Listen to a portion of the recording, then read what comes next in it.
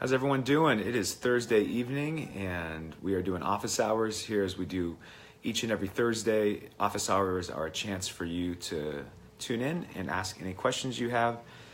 These office hours are designed especially for members of the Rewriting Your Story program, Rewriting My Story program. And those, of course, if you're in that program, you know exactly what I'm talking about. For those of you that aren't in that program, I'll drop a link down below to give you more information. But basically, there's an 8-stage program that we do at drmondo.org where we help you rewrite your story and renegotiate your relationship with food to focus on the emotional and the psychological part of your journey. And we're really excited to have right now gyms throughout the country who are putting some of their members and their clients through that program. And it's been really cool just to watch those stories be rewritten and to watch lots of different insights come up, people to learn what their food triggers are that drive them to emotional eating, for people to learn what parts of their story they've been living out intentionally or unintentionally. And so the focus of these office hours, once again, is to invite some of those folks who are currently rewriting their story into my office to ask me questions about things that are coming up in their journey. So if you guys are on right now, and I see some people logging on right now from various gyms. I see some people from the Kansas City gym logging in, bar none. I see Fit Code members out in Chicago. We see some Results members out here in Sacramento. Even some P2P family out in the Bay Area. And so really exciting to see all you guys joining in right now. And I also see some other people that might not yet be in the program. There's still a chance to get in the program. We'll talk about that later, and I'll drop a link down below. You can always sign up. But if you're in one of those gyms, you're here because you probably have questions or you have certain concerns that are coming up as you're now going through the program. And so this is a time where I want to be able to answer some of those questions. And I see that Nicole is here. Nicole, how are you doing? It's been too long. It already feels like it's been like months and months, but it's only been a few weeks since I saw you, and I need to get back out there. Tracy, I need to come see you as well. Kansas City, how's the weather out there, guys? It's raining out here today, so yeah, it feels a little bit like the rain and the weather that we had out in Kansas City when I was there a few weeks back. But anyway, yeah, I'm planning on making my rounds. My next trip that I'll be making is actually going to be to the East Coast. We'll be out in Washington, D.C. area. We'll be out in Boston, and we'll be out in New Jersey, and that will be in late May. So there'll be more information about that Slaying Shame tour.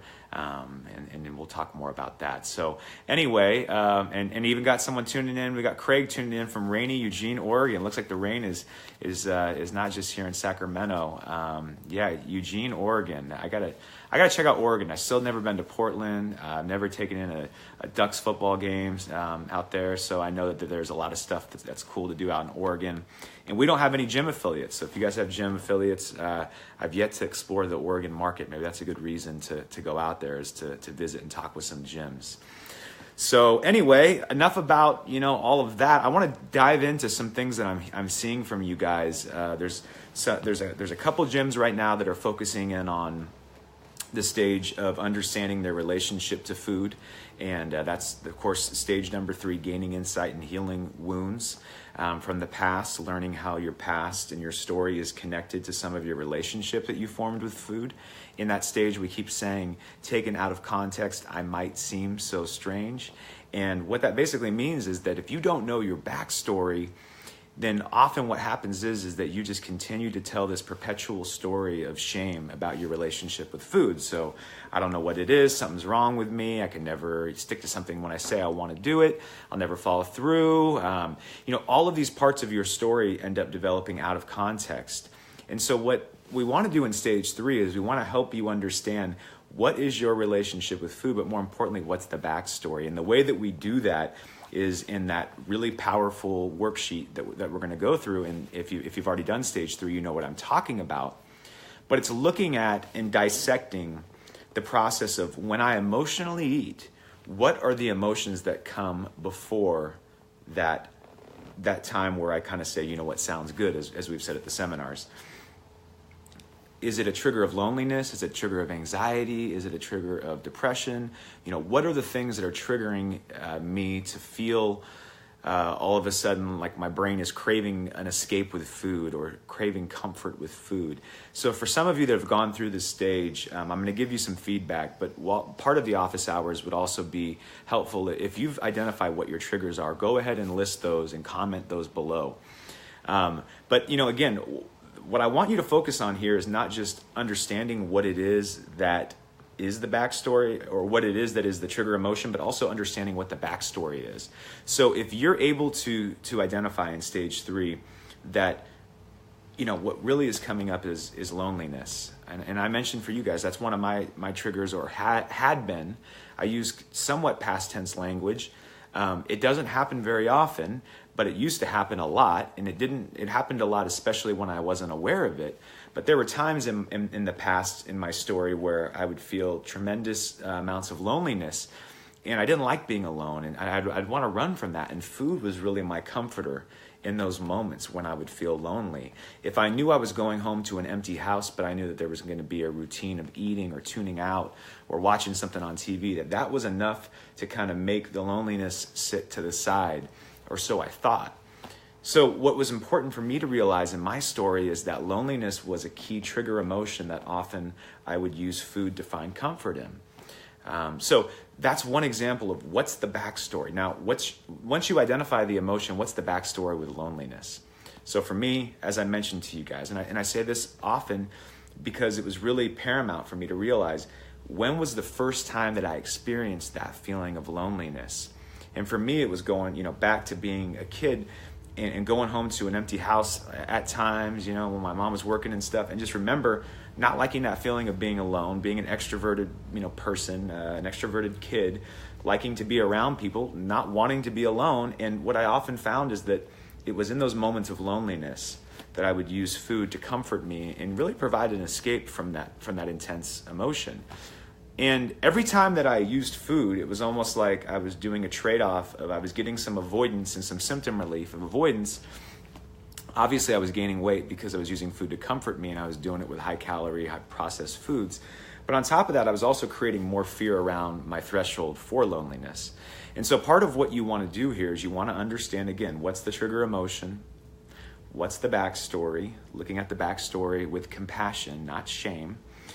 And then also, too, trying to, expose yourself to some of that, that way you develop a threshold. Today, going home to an empty house doesn't really give me that impact of loneliness like it used to. And that's been a transition and a change. And the reason that it is that way, I think really in part is because I really was able to own my story, what we're inviting you to do here in stage 3.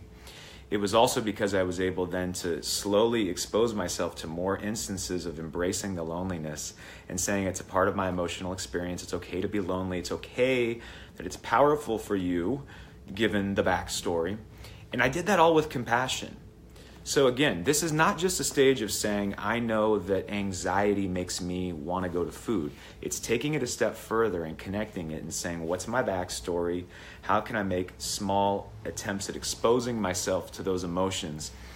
And, as we move down the road, there'll be other things you can do in those moments to really meet that need. So if you're really wanting to regulate anxiety or regulate depression, there are other things outside of food you can use. But I'm just a firm believer that you could have all the head knowledge in the world of all the things that you can do, but unfortunately, if you don't have the emotional connection, you won't implement it. So Nicole says stress. With different things going on in my life the last year, I stress eat. I've gained 68 pounds in a year. Psychologically, I feel I'll never get that food again, so I binge eat it all, even if I'm so full. So okay, that's really good. A couple things there is so stress.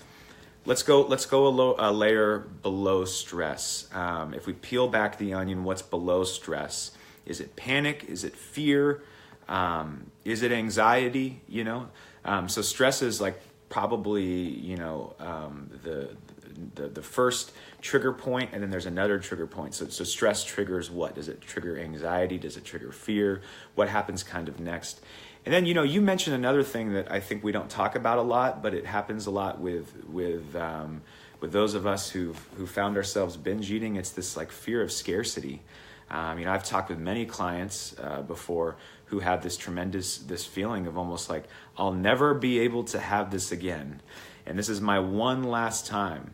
And again, I want to know the backstory to that, so that's what I would ask Nicole. I would say, hey, spend some time thinking about what's the backstory with this feeling of scarcity or this fear of running out. Clients have, when they do it with compassion, find that there's always a context for that goes back sometimes even to childhood and things like that. And so really taking the time to understand what's the fear around that. The other fear too is if you set too rigid of standards, like I'm going to start Monday and on Monday I'll never have this. Well, that's part of why there's so much of this. I have to get it in because I'll never have it again. And it fuels some of that cycle. So those are some things I would take a look at. And again, guys, if you're on here and you have questions, this is the time to ask them. These are office hours. Jump right in. And because, whoever speaks up and raises their hand, I'm going to continue feeding them and really helping them with whatever it is that they're bringing up. And this is my chance to help you guys. So Nicole said it's anxiety and it's guilt. Okay, so I want to just point that out. That is something that now, because you're able to understand that, we can really, really work with that. Now we develop this awareness, okay, that when I feel anxious or when I feel guilty, often what happens is that the next thing is that I've paired comfort or escape with food in those moments. Now, what we have to resist is making a judgment about that. Our brain wants to then put a judgment, and the critical voice wants to say, yeah, and that's what's wrong with you, or yeah, it'll never change. No. It's just what happens. We need to be like curious researchers here. It's just data. It's just stuff we're noticing. So if we're just noticing, oh, interesting, I'm noticing I'm feeling anxiety and I'm feeling guilt. If you could really get clear about where is that originating from, where's the anxiety and guilt? Some people feel it in their stomach. Some people feel it in their chest. Some people feel a shortness of breath. Allow yourself to acknowledge and embrace that. Okay, there comes this anxiety. Ooh, guilt is really happening in my stomach. I feel that. Just letting yourself have permission to feel it and not have to justify it, whether it's right or whether it's wrong, can be very powerful. Part of what we're trying to do here is slow things down. Chances are when you emotionally eat, things speed up really, really, really quick. So what we want to do is just slow things down. Okay, if emotions are tied to my quick eating or binge eating or whatever you want to call it, one of the things we have to do is slow down enough to feel, okay, let me allow that anxiety and that guilt to come in. Okay, I'm noticing I'm feeling that. I'm wanting to run from that food. My brain's saying food would be a great thing right now to provide an escape or a way for me to regulate or numb my emotions. What if I just took 5 minutes just to sit in that and allowed myself to feel it? So what is that? We talk about this in the program. You guys probably are already aware of this. It's a technique and a tool that we use a lot in the Rewriting My Story program. It's called delay the decision. So for you, Nicole, what I would say in those moments is that if you could just allow yourself to be aware enough to feel anxiety and guilt, the next step would then be for you to sit in that feeling and just delay making any decisions of what you want to do about that for 5 minutes. So I feel anxious, I feel guilty, just like as I told you, I used to feel that with loneliness. Oh my gosh, I feel lonely. I want to use food for comfort. Okay. What if I just felt that and just for 5 minutes, I'm able to allow that to come into my world? I don't have to make a decision. I could eat, I could not eat. I'm just going to wait 5 minutes, I'm going to make it. And it doesn't mean in 5 minutes I'm a bad person if I choose to eat for that emotion. Even waiting 5 minutes, I'm building up a threshold of being able to be exposed to feeling it and not having to do something right in that moment to change it. That can be really powerful. That's something that, again, being able to just slow things down and delay the decision. So we have lots of more comments coming in. Mindy, I'm going to jump back up to yours, but in a moment here, I'm going to first go to Abram, and so good to see you, Abram, by the way. Anger, frustration, sadness. Boom. Anger, frustration, sadness. Those are some trigger emotions that he's noticing that drive him to food. So when I feel angry, when I feel frustrated, I know that that food tends to be something that can regulate some of those feelings, make me feel less out of control with those emotions, give me a sense of all of a sudden being more in control of my body or my feelings. Okay, great. Now, I'll say this though too, and this is a little bit of a deeper dive, but we're in office hours, so let's do a deeper dive. There's this theory of emotions that says that there's primary emotions and secondary emotions. Your primary emotions are your really deep, intensely personal. They're the emotions you don't want to put on your Facebook status. They're when you feel embarrassed, when you feel sad, when you feel insecure, when you feel afraid, when you feel lonely, right? Those are the emotions we tend to protect. Now, men tend to also protect those quite often, right?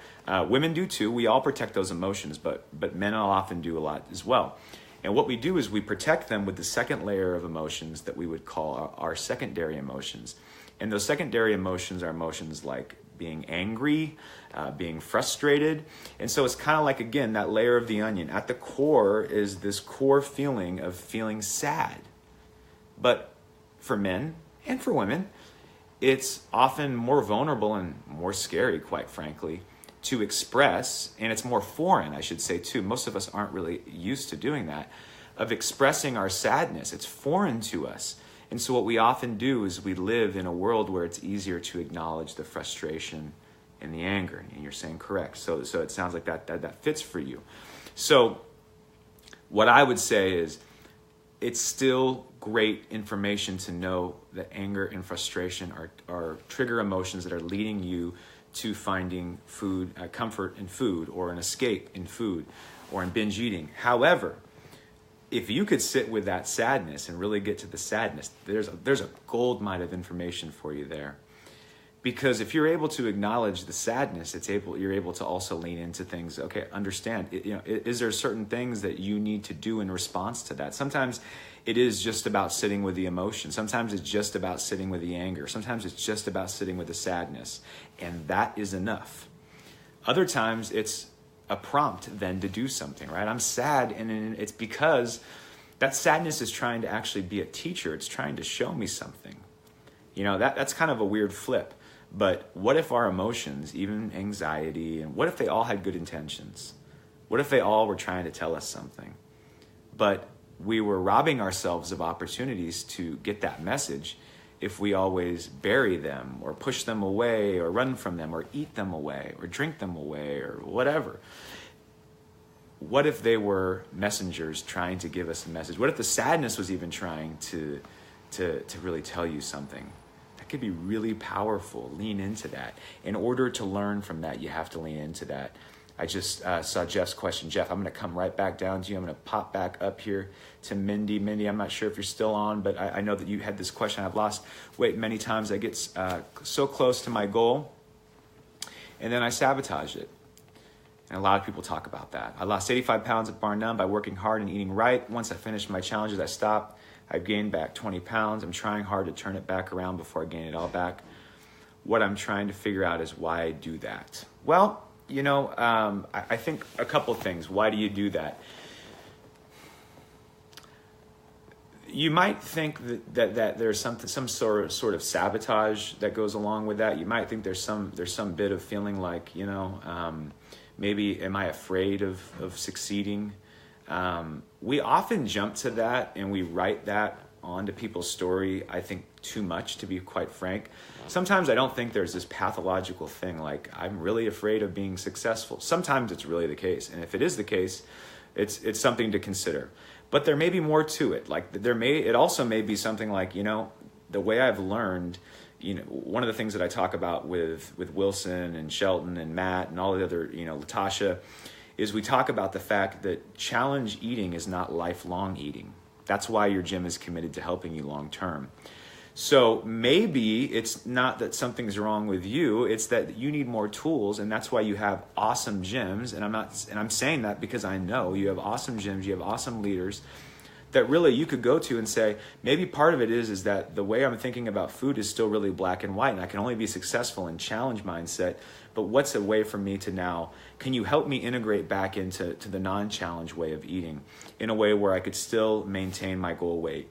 in a way where I'm not either on a challenge or off a challenge. That's all or nothing thinking. I talk about that a lot on the blog and in the program. And eventually, it's helpful if you could find a way to get into, an area where you're able to see the gray. And again, without you being here and in person, it's hard for me really to be able, to know for certain more of what you would say to that, Mindy. But so again, one place we would go is say, is there some fear associated with being successful? That may be part of your story. If so, great. We can learn, we can identify it, and we could really step into rewriting that. Okay, that could be part of what you do in this program. Now, then the other part of it then too could be, is there more to the story about just how I approach food? And maybe I'm still approaching it really rigidly, and that's where I would really urge you to get some support. So I see back down here. Okay, awesome. There's some more questions.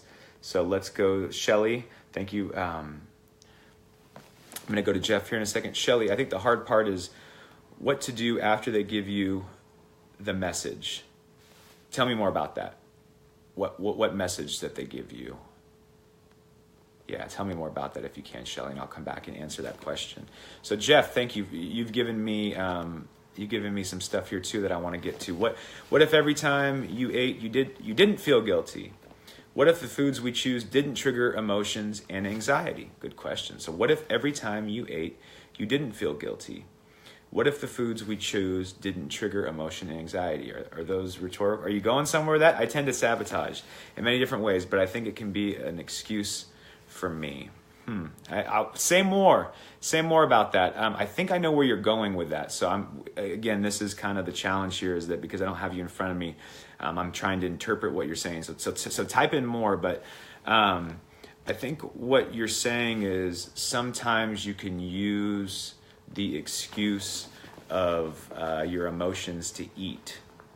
Is that what you're saying? I don't know. I'm going to go with that just in case, because there's someone out there that might be feeling that way. This is a talk I get into a lot with people in sessions. People go, okay, so you really want me to have compassion for myself and my emotions, and you really want me to be okay with, the fact that sometimes I choose, comfort eating. Well, if I'm okay with it, then why stop? Like, why just not continue to choose to eat whatever I want all the time? Well, that's where the second part of all this comes in, rewriting your story. To be honest, I don't know, because I don't know your story. And I'm saying this rhetorically, not specifically to you, Jeff, but saying, for each of us, there's reasons why. If we can untangle shame and untangle some of that from our decisions with food, then what is left? What keeps us from eating pizza all day? Well, I talked about that when I came to to Kansas City and Chicago. I talked about that for me, I no longer feel guilt or shame if I'm going to, make an emotional eating decision. I don't emotionally eat a lot, not very frequently, but I don't feel a ton of shame about that. And I think that's really key, because I had to not feel shame first in order to get there. And now the reasons that once you let go of shame being the primary motivator, and this is where I'm going with it. It's a long way of saying this. Once you let go of shame being the primary motivator for around your eating and trying to not eat so you don't feel so ashamed, try to lose weight so you don't feel so ashamed, then it really becomes about the true reasons why you want to be healthy. So now I know that if I emotionally eat, I know through self-awareness that I'll tend to probably, like you're saying, rationalize that. It'll be a landslide. And before you know it, it'll probably lead to me, one meal turns into 2 meals, turns into 3 meals. Traditionally, that's been my story. So I have to own that. That's number one. Number two is the things that I want to live out, being healthy, being a role model, being able to step into these office hours with integrity and feel good about being a messenger. That's what keeps me from making choices to emotionally eat. So, there's plenty of times where I still feel frustration or loneliness or sadness or whatever it may be. But if I were to choose food in those moments, I wouldn't feel shame about it. It would just be something I did. But I choose not to do it not because it's an act of shame. It's more because there's other things that are more important to me. And I've developed a greater threshold of sitting in that feeling and knowing that I'll get to the other side of it and I don't have to save myself from it, or sometimes it's a good messenger and I want to listen to it as opposed to trying to rescue myself from it. And finally, I have found with time more things I can do that actually can tend to those feelings better than food ever could. And I never believed I could say that. Food is a euphoric experience when you eat high-fat, high-sugar foods. We all know that, right? But food has never been a cure for my loneliness. Food has never been a cure for anxiety. It's just been something to give me a temporary escape, a temporary regulation of those feelings. Often what I had to do is I had to do bigger things in order to really create the sort of change I want, right? I'd have to go out and actually reach out and be vulnerable in relationship and talk to someone about these feelings, or to ask for someone to support me. Those are things that, again, they don't happen overnight, but those are things that can happen when we make a commitment to them. So I'm gonna, Alex, man, good to see you. And you have a very, very good question here, but good to see you. Thanks for tuning in. It's been way too long. What about the power of our mindsets, the lens of frame of mind, which orients us to a particular set of associations and expectations?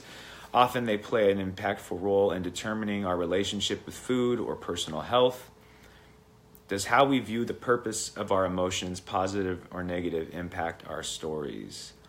Man, that is a good question. That is a very good question, and I feel like I have to read it a couple times to really unpack it.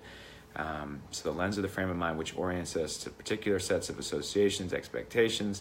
So there's a little bit of postmodernism. This is a former student of mine, and so I could tell he's bringing me back into the academic world here with this question. It's really good.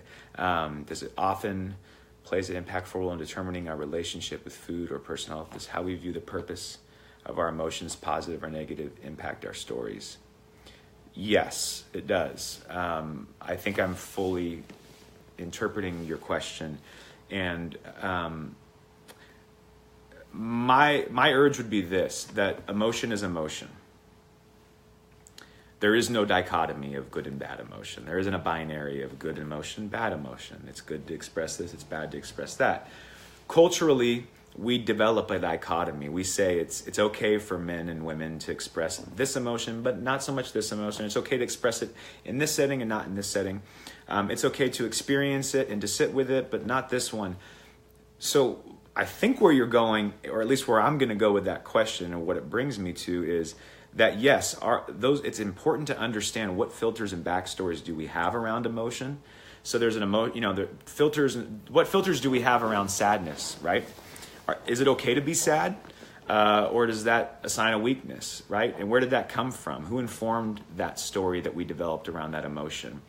It could be very conceivable if, like Abram noticed that sadness was an emotion that he would often eat for. It'd be very conceivable if he said, often I eat for frustration and anger and a hint of sadness, but maybe he's not comfortable, and I'm just throwing this example out there, but maybe he's not comfortable feeling like it's okay for him to own the sadness. So it would be important for us to unpack in looking at his story why it's not okay to sit with sadness. Is that a cultural thing? Is that a male thing? Is that just a thing in his family, right? Understanding that is context. Context creates greater compassion. And the more we have compassion for understanding it, the more it can probably invite us into a space where we can finally learn how to sit with it. Learn how to invite that.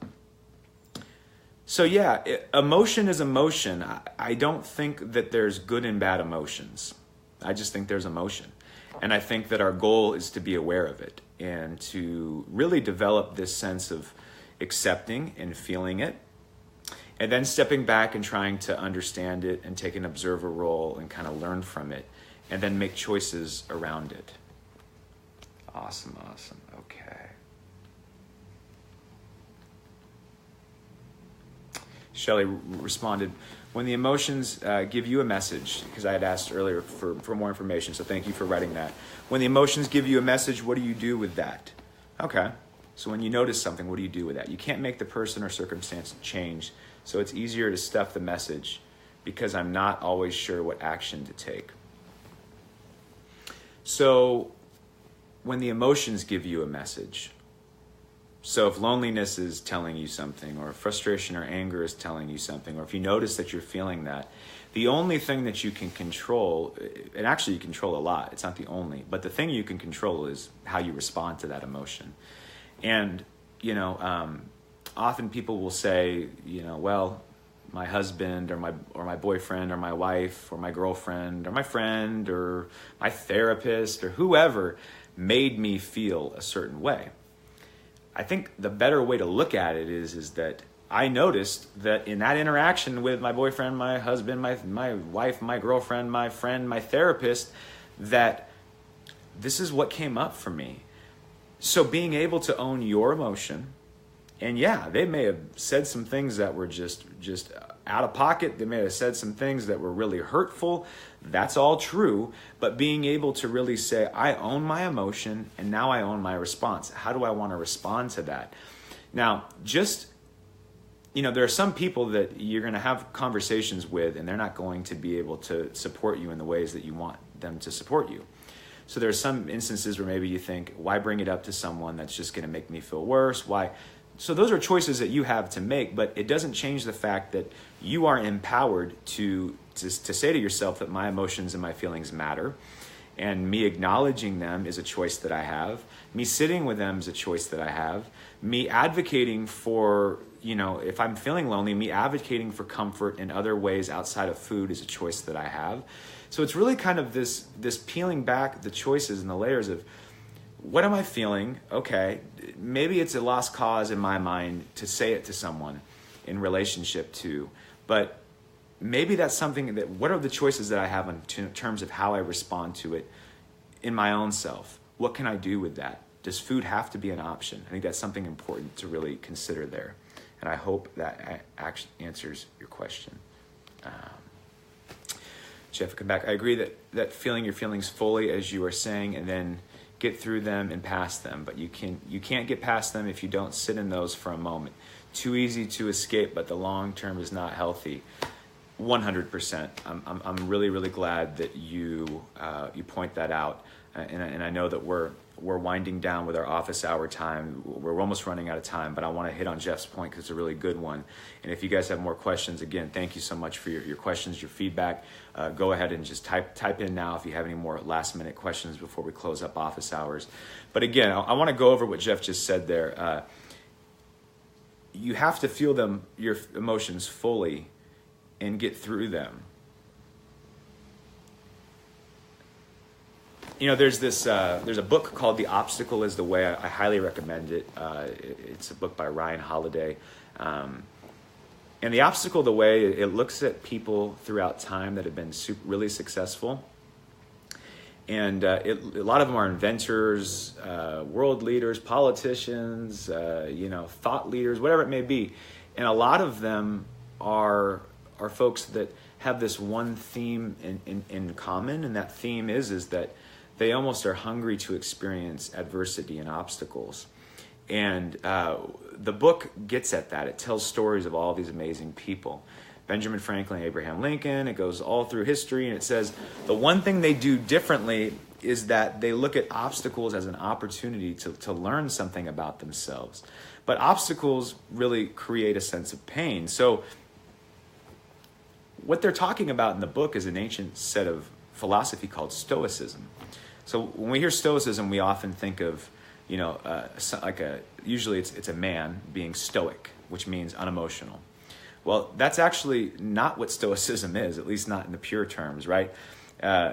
Pure Stoicism is really experiencing and allowing that emotion to come in, like you're talking about, to fully experience it.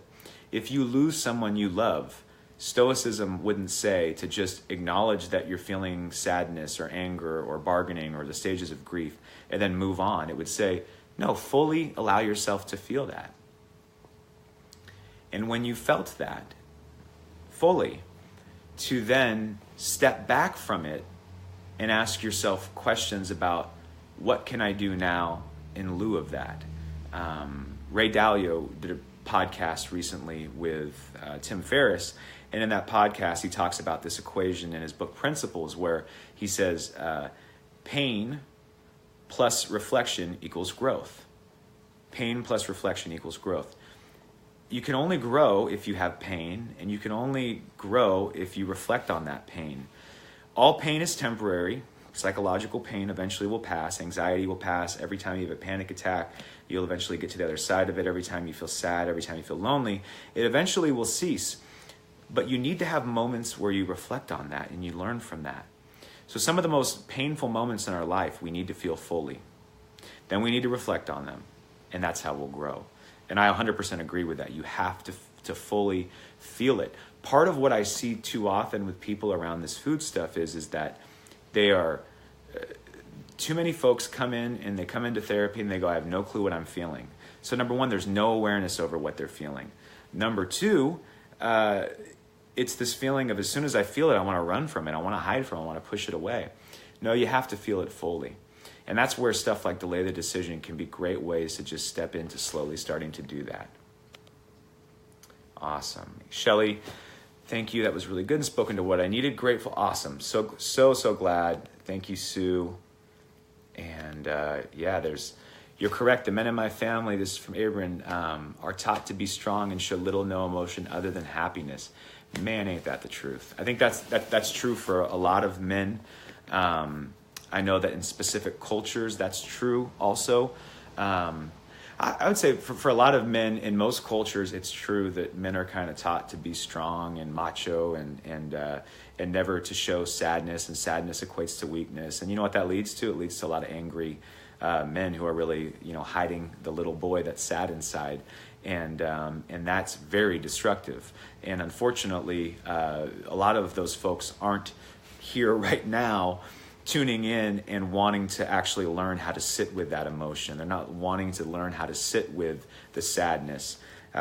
There's something powerful that happened for me in my own therapy. I had my therapist, my most recent therapist I remember sitting with her and talking about this, about how, I was raised by a single parent mom, and for me, it was never an issue to express emotion because my mom gave me so much encouragement to do that. But as I got older and I was, finding my way in the world as a man, I felt this pressure almost to hide that part of me or disown that. The part that was so naturally able to be sensitive and be in touch with my emotions. It was like, can I be a man and also be sensitive? I'm not getting that message. And she said something to me that was really powerful in rewriting my story. She said, being a man, sure, it's about being strong. That's what it is to be a woman too. It's not necessarily a gender thing, which I love, by the way, and I totally agree with. But she said, being an evolved man is being able to be strong and to be tough and be resilient, but also to be sensitive and also to cry and also to talk about your weaknesses. That's called being the evolved man. Language is so important in terms of us and how we tell our stories. When I heard that from me, oh my gosh, even now, it touches my heart so much. That was permission I needed to have reflected back to me. Now, when I feel like I'm having difficulty, like having to juggle these two worlds that sometimes we as men or just women do this too. I know that from conversations with women, they feel this too. When we feel like we have to either be strong or weak, this whole binary, I think it's so amazing just to think of it as, no, we can be evolved men. We can be evolved women. And in that way, we can be strong, but yet we can also be sensitive. And that way we can be vulnerable. And at times we could also, keep it all together for a moment and then take our cape off and be vulnerable afterwards. That is the process of being evolved. And Abraham, you are already living that because you're being vulnerable and you're willing to be in touch with that. So you, my friend, are an evolved man, and I just love hearing you share all of that. So thank you guys so much. And I know office hours are over, but I'm sorry, I'm going to take a few more of these because you guys are here, and it's been really fun just being able to have this time with you.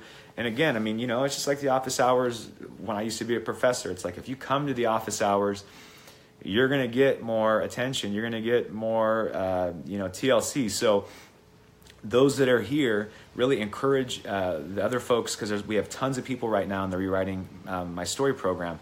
Encourage them to come to these office hours. They're going to be every Thursday at the same exact time, 4 o'clock Pacific, 6 Central Standard, and 7 on the East Coast. So again, show up for these office hours and I'll make sure that I get to your questions, as many as I can. Nicole says, the hardest part is going through this process so many times and knowing how hard it was and almost trying to talk myself out of doing it again. So I'll tell you what I think you're saying there. She has a but, so I think she figures this out on her own. But, here's what we do, and I've done it so many times too. Some of you are doing this now to yourself. You're defining your success based on how much you weigh. Stop that. I'm sorry. Stop that, Nicole. Stop that, everyone. We can't. I've done it.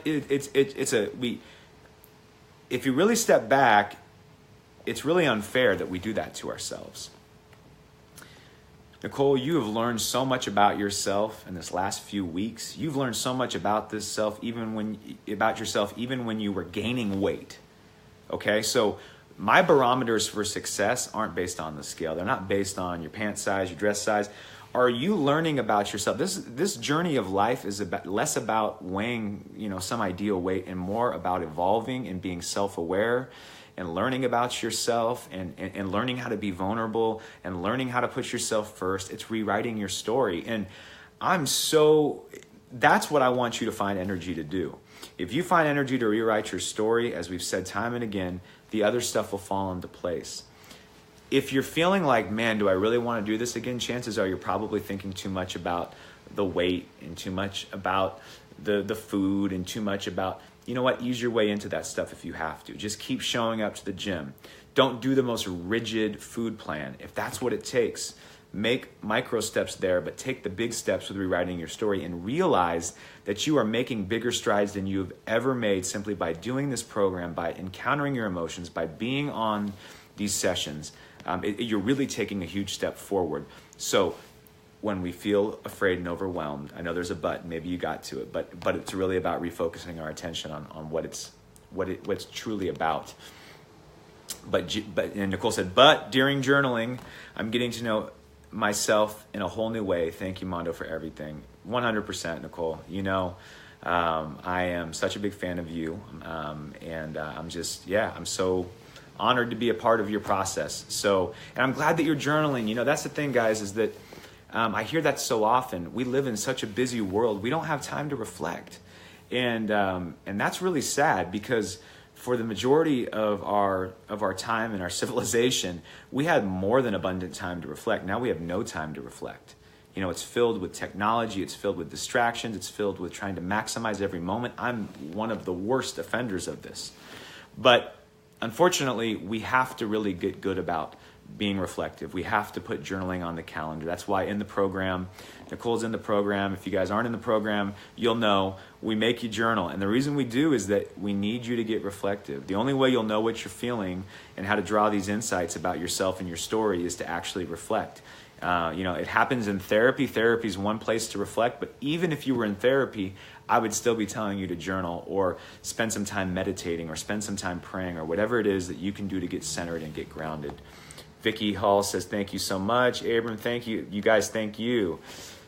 Super stoked and proud of the work you're doing, Mondo. Alex, man, we got to catch up, and I really appreciate you saying that, and I appreciate you tuning in. We got to catch up, man. It's good to hear from you. Let's see. Set an event, invite your followers. I think he's talking about this regular time. Absolutely. And then Jeff's given some more advice to Nicole. See, I love that. You guys are now talking to each other. Journaling is awesome. Yes. It's not just questions from me. There's a lot of you that are tuning in to this channel. A lot of you that are tuning in that have incredible insights. And you guys have been through this before. You've been through it like I have. We've all been through it. And while I might bring one lens of more of like looking at it from therapy and research, some of you bring a different lens of looking at it or a different perspective. And we all need that. So keep sharing, keep dialoguing on here. The cool thing about technology, we could bash it all day long. The cool thing is that it provides a chance for me to be in Sacramento, California, you guys to be all across the world, and for us to tune in and to use this time to connect and draw community. Today we are having a conversation. We are acknowledging things that we weren't acknowledging maybe last Thursday or the year before at this time. we can use it to our advantage. So if we really take the time to link up with one another, if we take the time to be vulnerable with one another on these forms of technology, in these private groups, in these chat sessions, in these office hours, you know what? We can really learn a lot from one another, and it can give us the sense that we're not all alone. So again, I thank you guys all for tuning in here today. This was an office hour. The office hours, that is something that we do for everyone that's in the Rewriting My Story program. If you're not in the Rewriting My Story program and you want to be, I will drop a link down below so you can get signed up.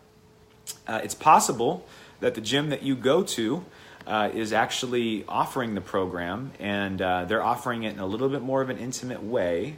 They're doing it in a cohort style model, and they actually even have some really good, some different types of deals that they can give you. So if you're going to one of the gyms like Bar None, or if you're going to Fit Code, or if you go to Results, or if you go to P2P, and there's a few more that I'm getting ready to name because those gyms have just signed on, which I'm so excited to talk about them. But if you're in any of those gyms, go to the front desk, go to anyone at your gym and say, hey, what is this program I keep hearing about, Rewriting My Story, renegotiating my relationship with food? I want in, and they will tell you about how to get in, and they will give you that offer. You can sign up at the gym. For everyone else, you could sign up online. You can actually get started right now. You can get started today on the lessons. You could start learning about what your relationship with food is really about. You could start learning what the story that you've been telling about yourself is really all about. And best of all, you could find out how to change it, how to renegotiate that relationship, how to rewrite your story. So again, definitely want the link. Shelly, it's coming. I will drop it in here. Yes, and I definitely will, Jeff. That's a great point. For these office hours, we will have a reoccurring event that will be coming up, and I will make sure that all of you guys can jump in. The other thing is, too, if some of you want to jump on screen, and I know that when I say that, a lot of people kind of jump back, but if some of you want to jump on screen, we can really get fun with the technology here, and I can just click on you, and I can add you to the screen once you accept the invitation. And just like you see me do on Tuesday nights with my Facebook Live program, Rewriting My Story, the Facebook Live interview program, you guys can have a little bit of that here on office hours, and it allows me to not have to do as much interpreting and go, I think this is what you mean. And you could actually jump on camera, you can ask your question, we could talk for a while, and I could pop you off and pop someone else on. So anyway, I'll put the link below. You guys are awesome. If there's any more questions you have, I will be checking this. And again, I'm very, very, very excited for you guys. So you guys have a great week. And yeah, just continue to do what you're doing, and realize again that it's a journey, not a destination, both in the gym, both on the scale, and in rewriting this internal story that we tell about ourselves. It's a journey, not a destination. It's always rewriting. It's never past tense. So just keep going. Proud of you guys. Thanks. Take care.